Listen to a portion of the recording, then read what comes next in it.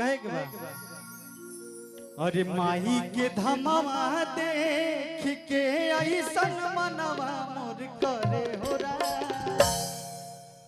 अरे रही जैती हम एही नगरिया रही जैती हम एही नगर जैती ना अपना घरे हो रा रही जैती हम एही नगर जैती ना अपना घरे हो रा रही जैती हम एही नगर माई के धमवा देख के ऐसन मनवा मोर करे हो रा माई के धमवा देख ऐसन मनवा मोर करे हो रा रही जैती हम एही नगरिया रही जैती हम एही नगर जैती ना अपना घरे हो रा रही जैती हम एही नगर जैती ना अपना घरे हो रा रही जैती हम एही नगरिया जय हो जय हो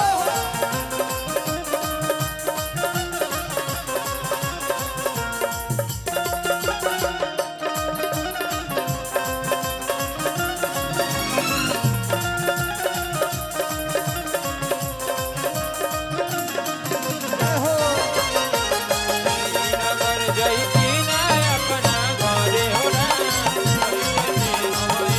नगर जैती ना अपना घरे हो रा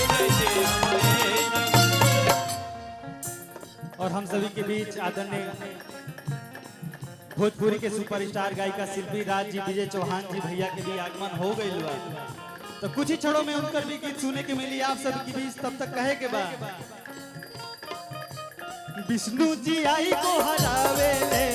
माई चरनिया में भावे ले आई को हरावे ले भाई चरनिया पीड़ा के तन पा नारद बाबा माई भजनिया सुनावे ले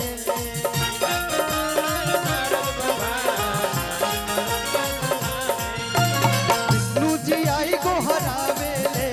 शंकर जी डमरू बजावे ले पीड़ा के तन पा नारद बाबा माई भजनिया सुनावे ले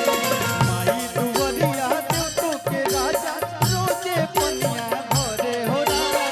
माई दुवरिया देवतो के राजा रोजे पनिया भरे हो रा रही जैती हम एही नगर